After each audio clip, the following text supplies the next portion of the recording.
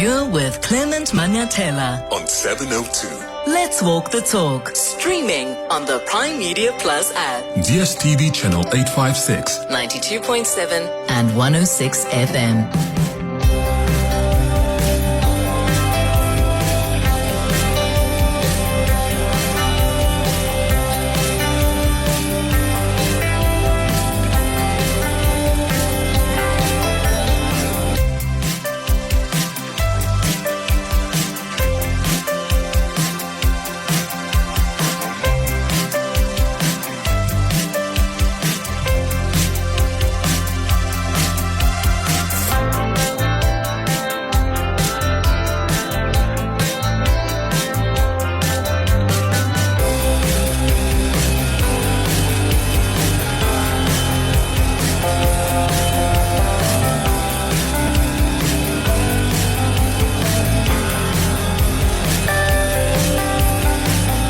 8 minutes after 9 o'clock. Dumelang. Happy Friday. Welcome to the Clement Manyathela show. Thank you for being with us here on 702. I hope you're good this morning and I hope your week is wrapping up on a good note. It's a Friday, and every single Friday we do Gratitude Friday. What are you grateful for this week? You know, this is where you can call us and share with us what you are grateful for this week. What happened this week that reminded you of how blessed you are? We have to inculcate the culture of gratitude, and on this show every Friday we try and just count our blessings. And your blessing doesn't have anything big or anything small. It could be anything. Whether you got that job you wanted, maybe you aced that presentation yesterday, that board meeting. Maybe you got your first client or your second, or you passed your exam. Whatever it is. Or maybe she said yes, or he said yes, and you proposed. What are you grateful for this week? So maybe you're just grateful that you've got a roof over your head. That, my friend, is a blessing. So why don't you give us a call on 011-883-0702 and tell us what you are grateful for this week. WhatsApps 072-702-1702. So Cyril Ramaphosa, our president, has been disinvited from the upcoming G7 summit. Reports are suggesting that the United States apparently put pressure on France to withdraw an invitation to our president, even threatening to boycott the summit if South Africa attended. And speaking on the matter, the president has tried to diffuse the situation by saying South Africa is not being snubbed by G7 as it is not a member state, but it's raising a number of interesting questions outside of geopolitics. But I mean, if you follow what the presidency spokesperson Vincent Magwenya said, he indicated that the summit is happening in June, and they were informed a few weeks back via the embassy, and he said, we accepted the French decision and appreciate the pressure that they've been subjected to. There's no need to seek further clarification. South Africa will always endeavor to resolve disputes through constructive dialogue, regardless of the posture that is adopted by the other party. So you can tell that from the presidency's point of view, that the messaging here is, we know that France was put under pressure by the US. But when I read on News 24, let me try find it for you, because they quoted the Foreign Affairs Minister from the US. I'm going to try find it for you. Yes, the Office of the French Foreign Minister, Jean-Noël Barrot, who apparently on Thursday evening denied to News 24 that Paris had acted under pressure from the US. The quote says, we have always relied on South Africa and respect the important role it plays in international affairs. As for the G7, we have chosen to invite Kenya in light of the work we are doing together to prepare for the Africa Forward Summit, the Africa France Summit, which will take place on the 11th and 12th of May in Nairobi. We have not yielded to any pressure, but we have made a choice consistent with our decision to hold a streamlined G7 focused on geopolitical issues. We remain, of course, in close contact with South Africa, which remains an essential partner of France on all major global issues. So basically, they were officially denying that they've been put under pressure. But what do you think is at play here? You can share your thoughts on 011-883-0702. WhatsApp's on 072-702-1702. So for me, I mean, I'm being light now, right? For me, it also felt like a friend group dynamics, if you will. Like, and I wonder, you know that feeling when you have a friend group, you're part of this group, but not really fully. And sometimes you have to sort of manage the friendships. Because France is friends with both of us and the US, but now they have to decide who comes to this important event, or who do we invite to this wedding, to this party, and who do we not? So how do you even manage beef amongst your friends? How do you navigate situations like that? I'm sure there's some of you listening to this and you can relate, eh? Do you have dynamics like that in your friendship group where you, especially, and I think it happens a lot for mostly younger generation. I mean, I wonder if people over 50 have to deal with, that one doesn't like that one, therefore we can't invite that one to this party because that one is coming. I could be mistaken. Please let me know. But my experience is that I see it happening among mostly young friendship groups and among young people. So if you want to share your experience, please feel free. 011-883-0702. You can send a WhatsApp as well. And then I see that there are a number of people that are raising their disappointment with what Julius Malema said on the show yesterday. Some people feel like he didn't have to be going on attack against people that he has helped. So I'm going to play you a clip and I want to hear from you, whether you see anything wrong with what he said. You know, of course, in the past, this is vintage Julius Malema. He's always this raw when it comes to people who are either betraying him or the organization or just criticizing, other politicians.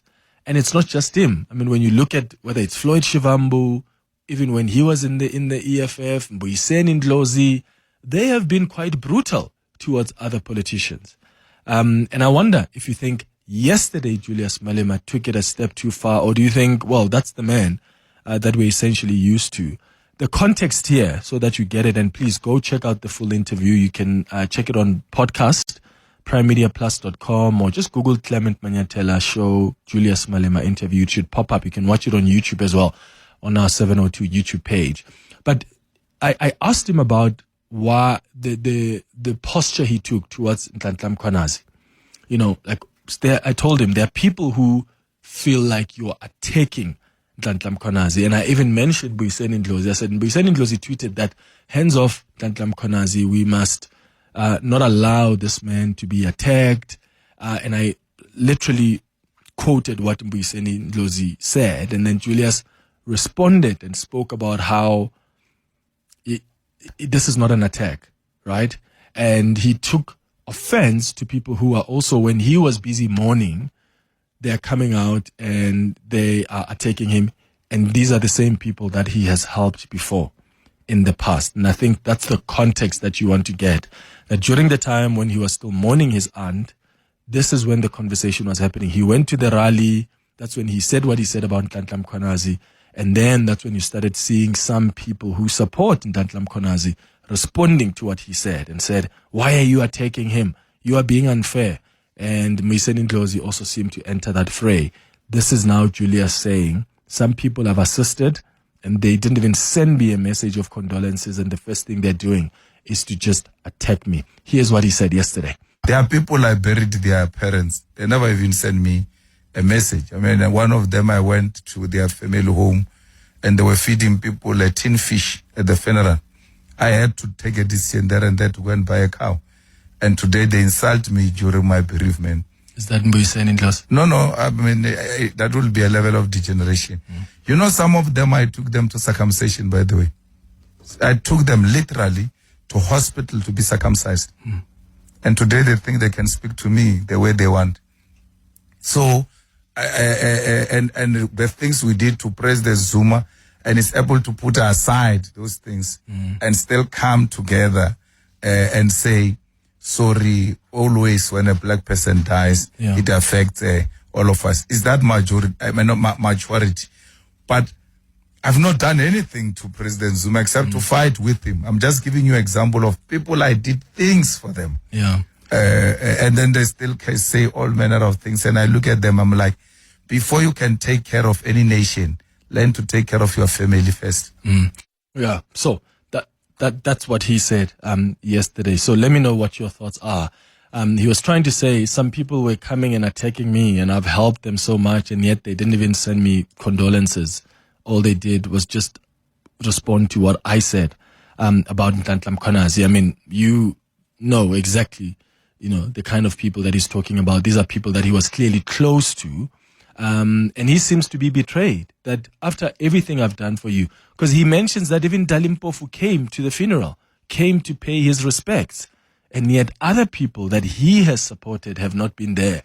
But my point here is, Julius Malema has said disparaging things before, whether against Jacob Zuma, whether against Cyril Ramaphosa, whether against Fikile Mbalula and other politicians, even journalists.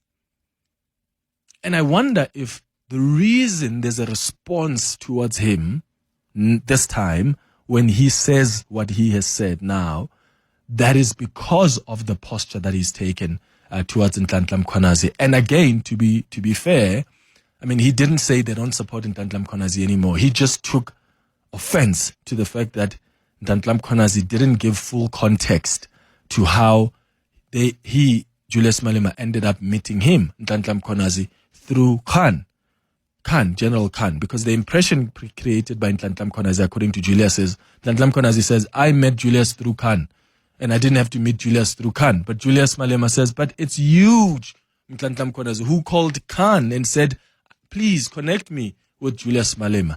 And that's why Malema says Nhlanhla Mkhwanazi was being disingenuous. Let me know your thoughts. Give me a call. Send me a WhatsApp voice note.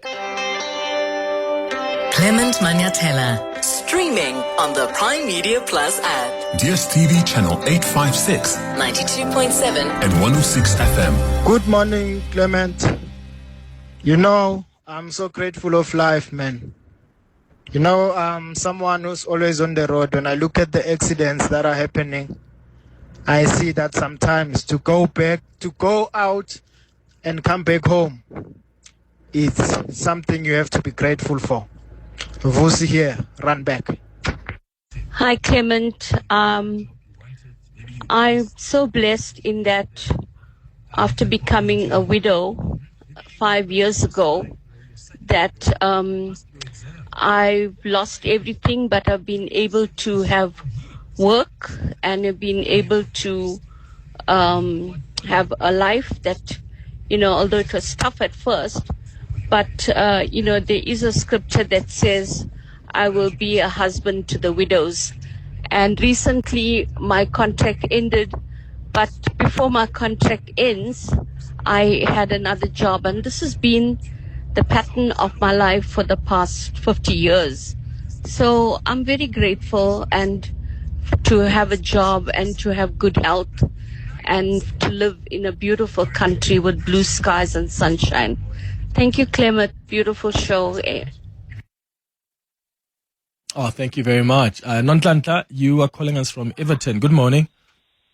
Morning, Clement. How are you? I'm all right, thanks. What do you want to say about these comments by Julius Malema? Yes, Clement. I paid attention yesterday, trying to understand where did this come from. But when it gets to tin fish, I was like, wow, that's being very childish. He really stooped very low.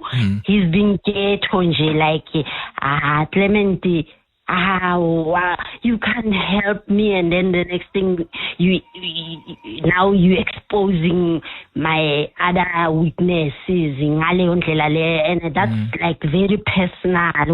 They don't respect us, these politicians, and wow. I'm very disappointed, Sham. Very much disappointed. Nhlanhla in Everton, thank you so much for your thoughts. Let's go to Lerato in Nigel. Lerato, good morning. Hi, good morning, Clement. I am grateful for my parents. That's what I want to say today. That my dad, when I go to the office, he's able to fetch my daughter from school. So, you know, those things, it was her birthday this week. My dad had to take the party pack to school because it was my office day.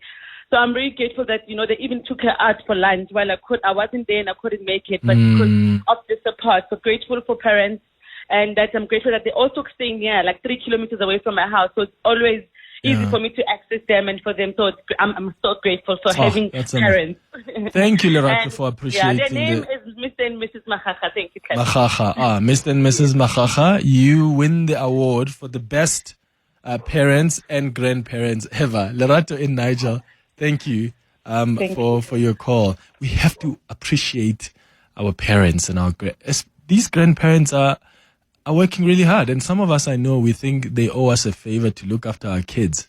No, actually don't. They've got their own lives. It's your responsibility to look after your kids.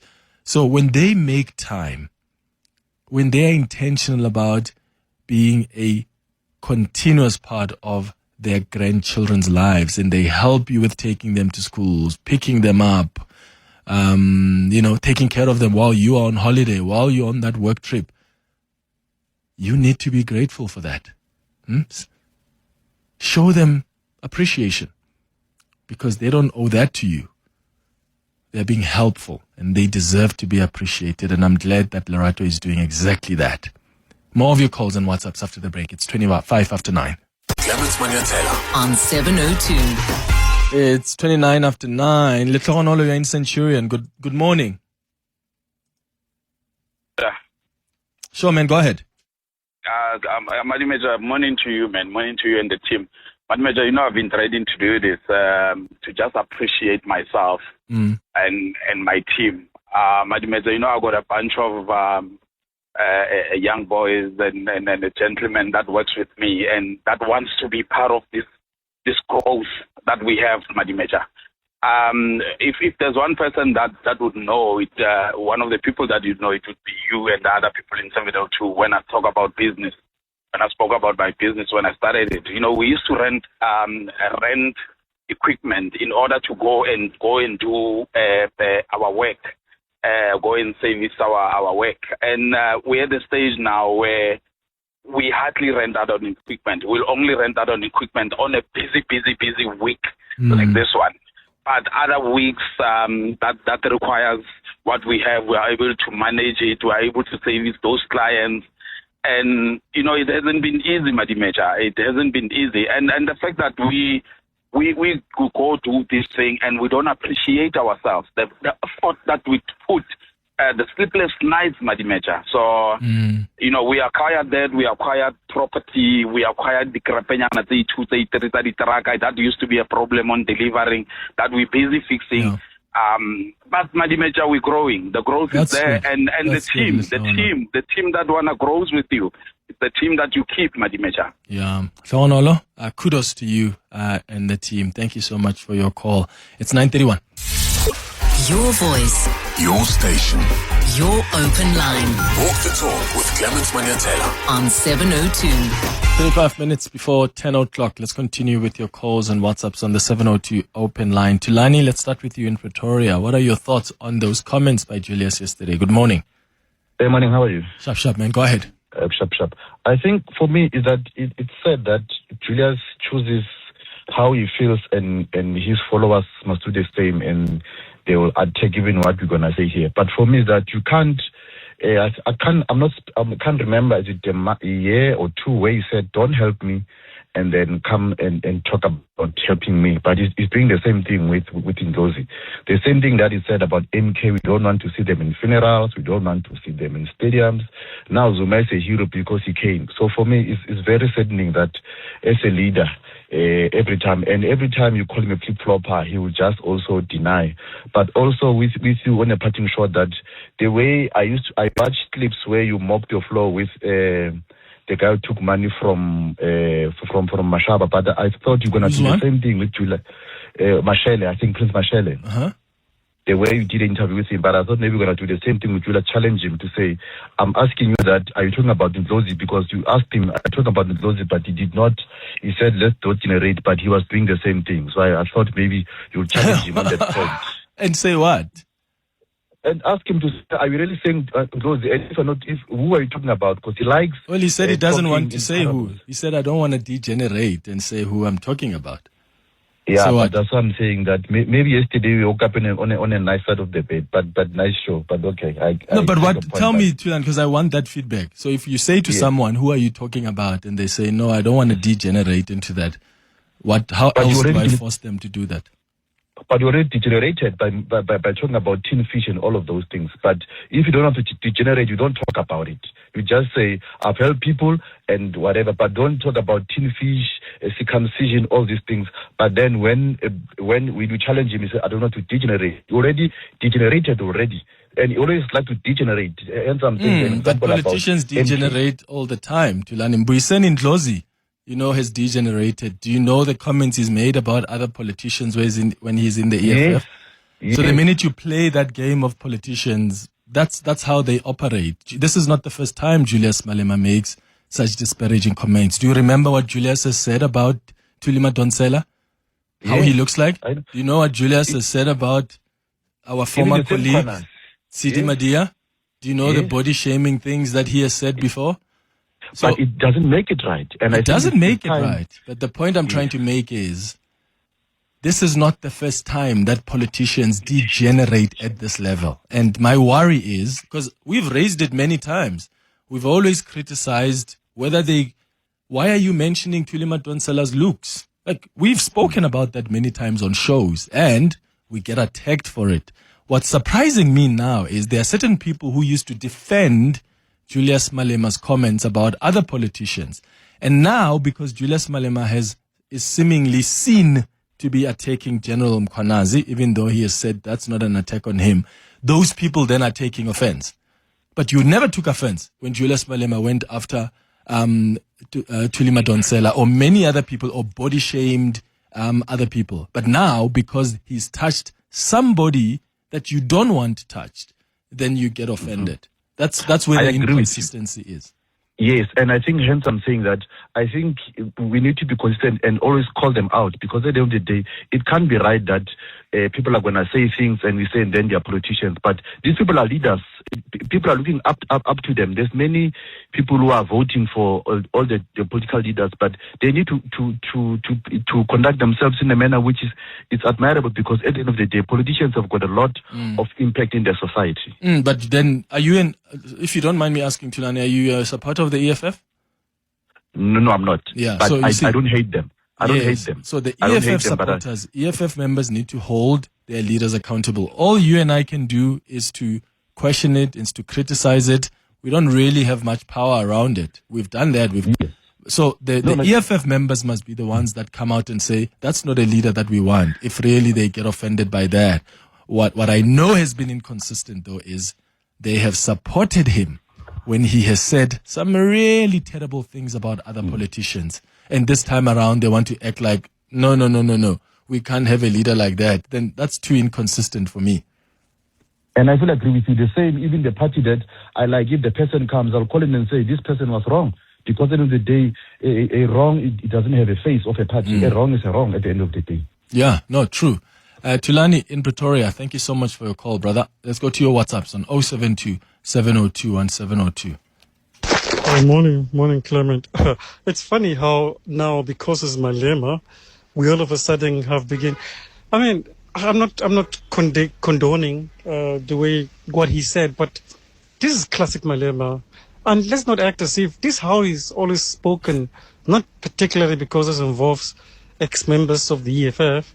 I mean, even Mbuyiseni Ndlozi himself, when he was a member of the EFF, Floyd Shivambu, this is how they spoke. I mean, this is almost the political language and the landscape of South African politics.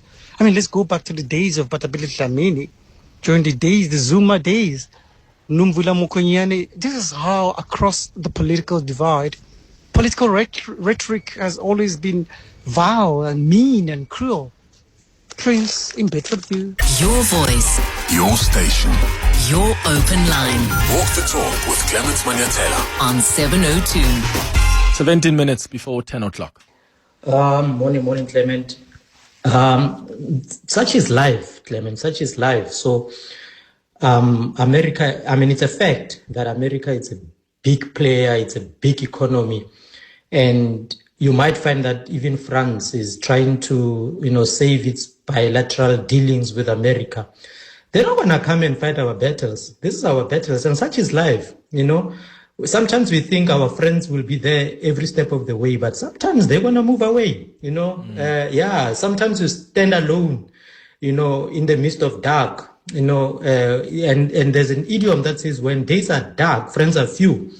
That's what it is. That's life. But yeah, in terms of all generations, if banana rule na bala bona ba invite more, ba believer in unkabela dijoma na ba kan tebeletse type of thing. Yeah, but as regards Malema, I think he stooped low there. I think he stooped low. He hit under the belt. Someone's in Churon.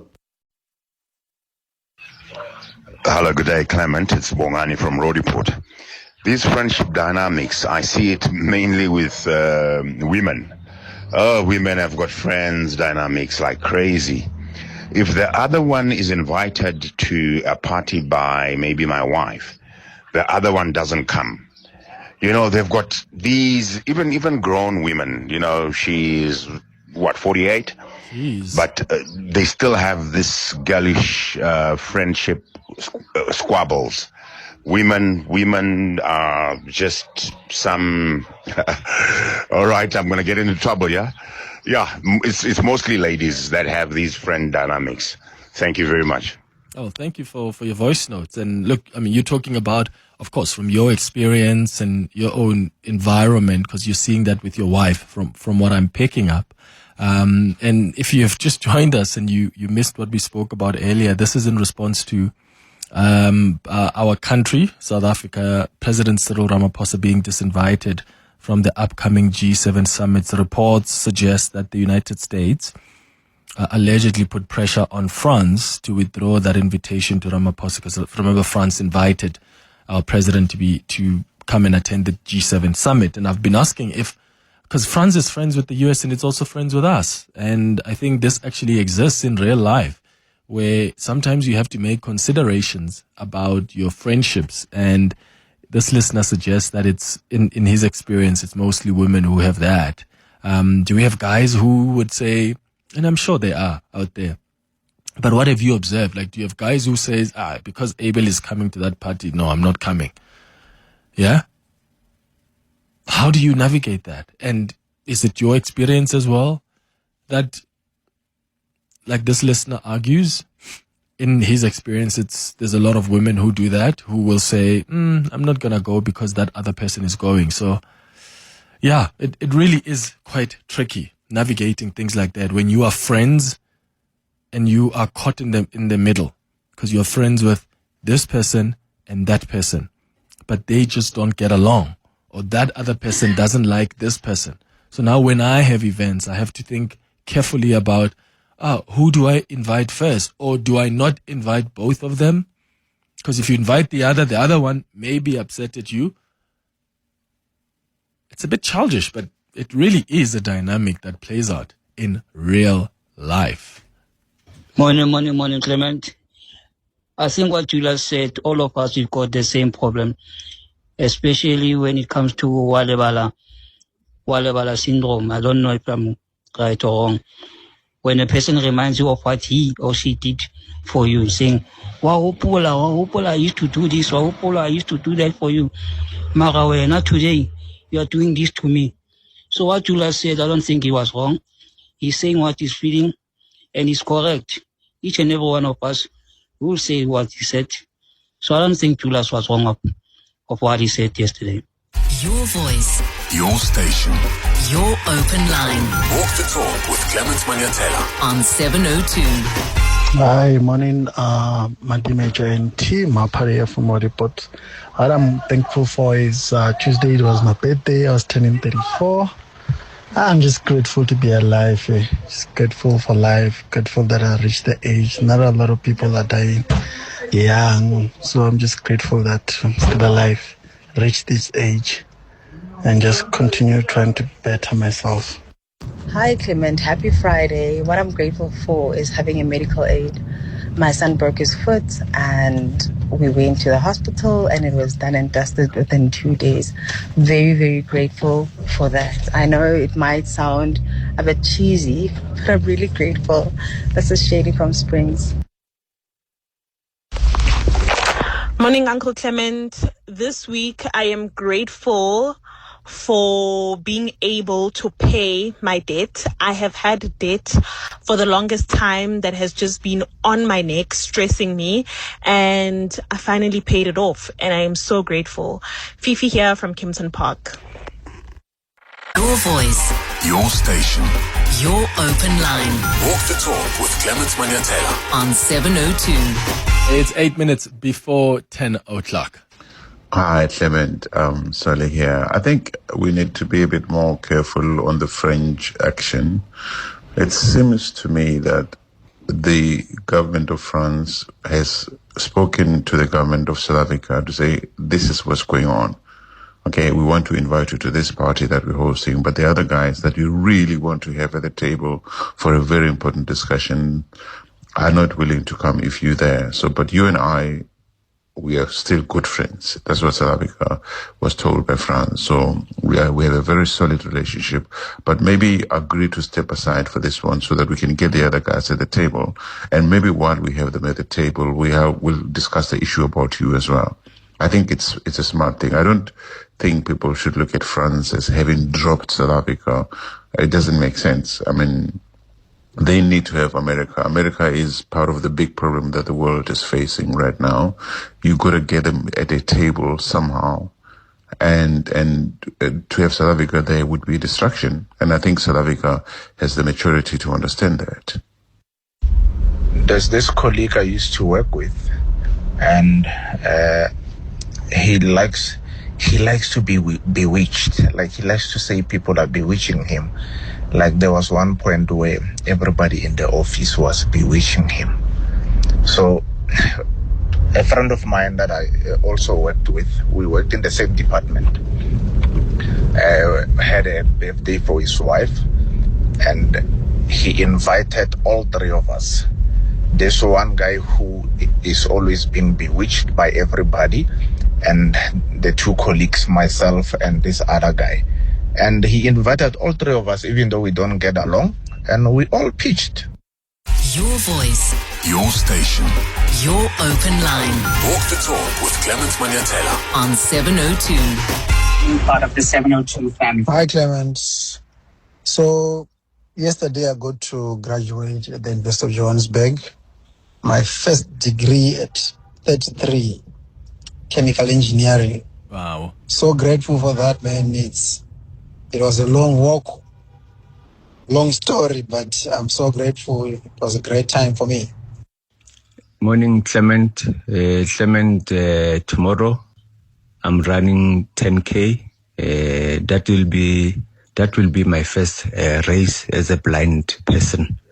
So what I'm happy about, my training went well since Jan. Yeah, so I'm so glad. I can't wait. So yes, I'm so happy. I'm so excited. Tabang. Tabang, please let us know. Please call us on Monday to tell us how it's gone. This is so exciting, man. Congratulations on some great training, and I can't wait to hear about it on Monday. Morning, Clement. It's Mpoye, all the way from Venda. I just want to say that I am sincerely grateful for my father. My father has been with me when things were not looking good. I've seen that man fall down and rise again in order to advance my values as a young man growing up.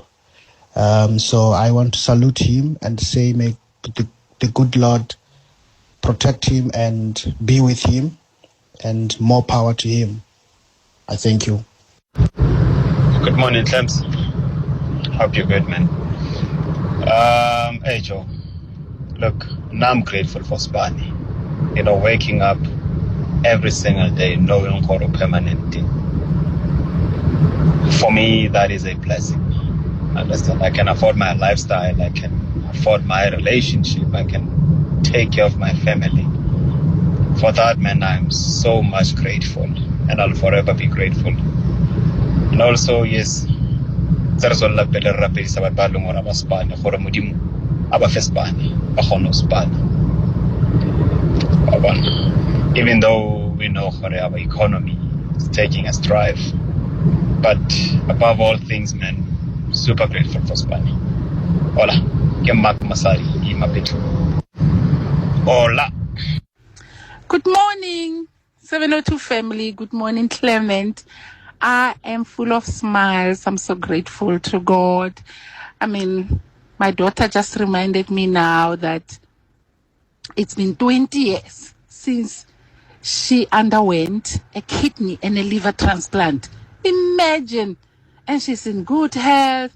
So grateful for the donor, so grateful for everyone who has supported us. I mean, 20 years, but we thank God. I'm so grateful. Thank you. Bye. This is Ntswaki. Thank you, Ntswaki. This is beautiful, man.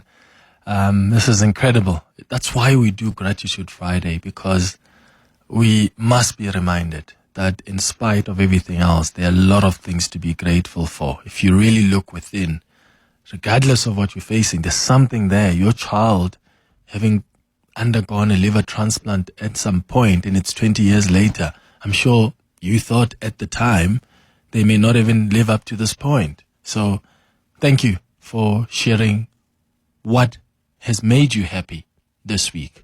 It's 2 minutes before 10.